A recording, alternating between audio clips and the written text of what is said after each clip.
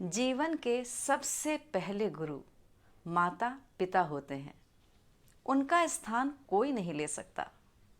हमारा संसार से प्रथम परिचय माँ ही कराती है। लेकिन जीवन जीने का सलीका हमें गुरु सिखाते हैं। हमारा उचित मार्गदर्शन करके, सही दिशा निर्देश देकर और हमें प्रेरित करके। नमस्कार दर्शकों, हमारे आज के कोना मनका के मुख्य अतिथि एक गुरु हैं। शिक्षक बनने तक का सफ़र आपने कांटों पर चल कर तय किया है। आप समाज में व्याप्त समस्याएं, दहेज प्रथा, बाल विवाह, पर्दा प्रथा, मृत्यु भोज जैसी समस्याओं को नष्ट कर देना चाहते हैं, समूल नष्ट कर देना चाहते हैं। उसके खिलाफ आप आवाज़ उठाते रहे हैं और साथ ही साथ लोगों को जागरूक भी करते रहे हैं। आपने स्वयं बिना दहेज लिए विवाह किया।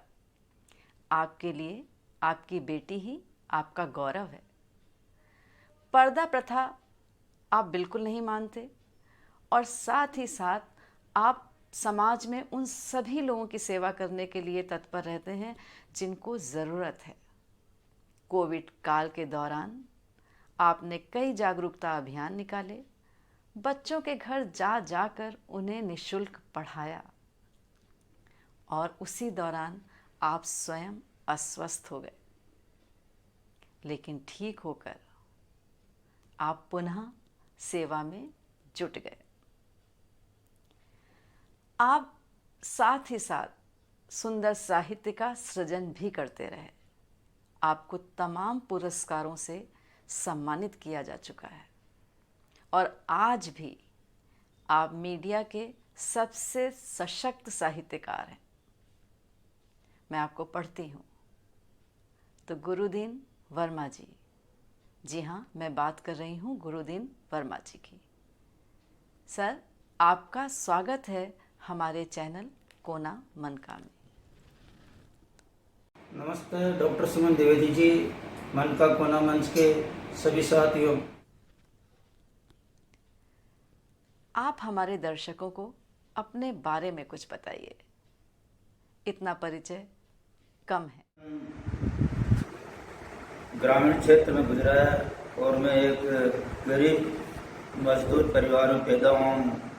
तो मैंने जीवन में काफ़ी संघर्ष किया है, काफ़ी परेशानियों का मुझको जीवन में सामना करना पड़ा और जीवन में इस प्रकार विभिन्न परिस्थितियों से संघर्ष करते हुए मैं आज इस मुकाम पर पहुंचा हूं। तो इस प्रकार का मेरा जीवन संघर्ष रहा है, मेरा बचपन रहा है। गुरुदीन जी, आप बचपन से संघर्ष कर रहे हैं। मूलभूत आवश्यकताओं के लिए, रोज़ी रोटी, कपड़ा, मकान, हर छोटी छोटी चीज़ के लिए आपने संघर्ष किया है। आपका रुझान साहित्य की ओर कैसे हो गया, ये हमारे दर्शकों को बताइए। साहित्य के प्रति मेरा रुझान मेरे जीवन संघर्ष की वजह से हुआ, क्योंकि मेरा जीवन काफ़ी परिस्थिति से गुजरा है।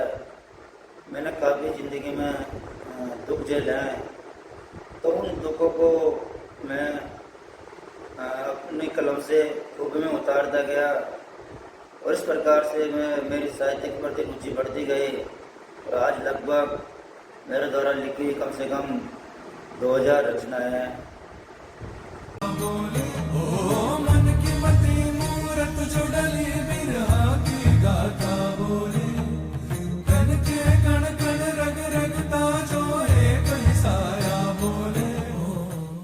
एक शिक्षक होने के नाते हमारी जिम्मेदारियां काफ़ी बढ़ जाती हैं। उसके दौरान आप अपनी रुचियों और अभिरुचियों को कैसे पूरा करते हैं, ये बताइए। क्योंकि मैं एक शिक्षक हूँ, स्कूल के समय में अपना पूरा समय बच्चों को देता हूँ, उनको पढ़ाता हूँ। उसके बाद घर पे आता हूँ तो पारिवारिक जिम्मेदारियाँ होती है, वो भी मेरे को निभानी पड़ती है। परिवार मेरा सिंगल परिवार है। शाम के वक्त 7 बजे के बाद मैं थोड़ा फ्री होता हूँ, तो उसके बाद मैं अपनी साहित्यिक रुचि को पूरा करता हूँ, क्योंकि मेरी रचनाएं आज से 15 साल पहले लिखी हुई है, तो उन रचनाओं को मैं टाइप करता हूँ। रात की 10 बजे तक मैं इस प्रकार का काम करता हूँ। आपकी रुचि संगीत की ओर कब हुई? संगीत के प्रति मेरी रुचि बचपन से ही थी। मैं प्राथमिक स्कूल में जब पढ़ता था तो हर एक सांस्कृतिक कार्यक्रम में भाग लेता था, गीत सुनाता था, कविता सुनाता था। इस प्रकार से मेरी संगीत के प्रति रुचि बढ़ी, संगीत से मेरा लगाव होता गया। बताया कि आपकी काफ़ी रचनाएं प्रकाशित हो चुकी हैं, बाज़ार में उपलब्ध हैं। कुछ एक मैंने पढ़ी हैं और मैं फेसबुक पर भी देखती रहती हूँ। उनके बारे में हमारे दर्शकों को कुछ बताइए। जैसा कि मैंने आपको बताया कि मेरी कम से कम 2000 रचनाएं हैं। वो आज से 15 साल पहले लिखी हुई है, लेकिन मैं इस क्षेत्र में फिर से आज से 6 महीने पहले सक्रिय हुआ हूँ और इन 6 महीनों में मेरी रचनाएं कम से कम 20 समाचार पत्रों में प्रकाशित हो चुकी है। इसके अलावा 35 जो मासिक पत्रिका साझा संकलन होते हैं उनमें मेरी रचनाएं प्रकाशित हुई है। इसके अलावा मेरी खुद की रचनाओं की 5 पुस्तकें प्रकाशित हो चुकी है। गुरुदीन जी, आपने कई ऑनलाइन काव्य मंचों पर काव्य पाठ भी किया है और आपको बहुत सारे पुरस्कारों से सम्मानित किया गया है। उसके बारे में भी हमारे दर्शकों को बताइए।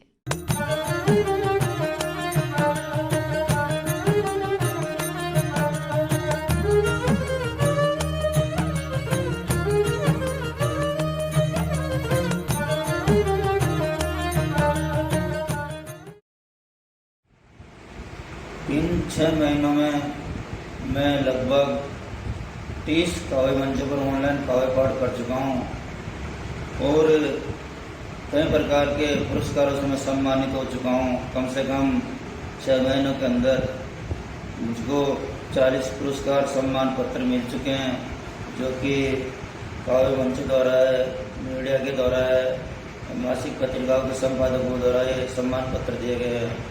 इन सम्मान पत्रों से मेरे अंदर एक उत्साह पैदा होता है, कुछ और लिखने का उत्साह पैदा होता है। तो सम्मान पत्र मेरे अंदर एक नया जोश काव्य के प्रति बढ़ते हैं। यहाँ जो मैं रचना आपके सामने पेश कर रहा हूँ, इस रचना का शीर्षक है तो काम वही करना। और इस रचना के मार्फत मैं देशवासियों से अपील करता हूँ कि देश में चैन अमन को बनाए रखे, अपने स्वार्थ के लिए इस वतन को नीलाम नहीं करे। तो पेश है मेरी रचना। अरे दिल को लगी प्यारी, बड़े के नहीं चिंगारी, आवाज़ यही देना, तू काम यही करना, बदकाम नहीं करना, बदनाम नहीं होना। हर दिल को लगी प्यारी, नसीहत देने वाले कई चेहरे मिलते हैं, पल भर के लिए रुक कर कोई दर्द ये सुनते हैं, दुख दूर करे से यहाँ कम ही दिखते हैं, जिसको तो निभा सके बस वादा वही करना, ये दुनिया से तुझ पर वह बात नहीं करना। हर दिल को लगी प्यारी, उस घर को जाना नहीं, जहाँ मिलता मान नहीं। ए दी तू अकेला हो, किसे मत को रोना नहीं, मेहनत रंग लाएगी, हिम्मत तू खोना नहीं, मंजिल मिल जाएगी, जाएगी, सही राह पकड़ लेना। किसी घर का बुझे दीपक वह पाप नहीं करना, हर दिल को लगी प्यारी। अब मैं यहाँ देश की जनता से ये भी अपील करता हूँ, खुश किस्मत है हम तो, आजाद हिंद मिला, लो अपना बनाने को हमें अवसर नहीं मिला। इसे नमन करो मस्तक, चेहरा है हमारा खिला, बस फर्ज यही अपना आबाद चमन रखना। दौलत के लिए ये वतन नीलाम नहीं करना, हर दिल को लगी प्यारी, बड़े के नहीं चिंगारी, आवाज यही देना, तो काम यही करना, बदकाम नहीं करना, बदनाम नहीं होना, हर दिल को लगी प्यारी। बहुत बहुत धन्यवाद गुरुदीन जी कि आप हमारे मंच पर आए और आपने अपने विचार हमारे साथ साझा किए। निसंदेह आपसे बहुत लोग प्रेरणा लेंगे और जीवन में आगे बढ़ेंगे और समाज में व्याप्त समस्याओं को नष्ट करने के लिए वो भी बीड़ा उठाएंगे। कुछ लोग तो कर भी रहे हैं, लेकिन आपसे ये बातचीत उन्हें ज़रूर प्रेरित करेगी। आपका पुनः धन्यवाद और आभार।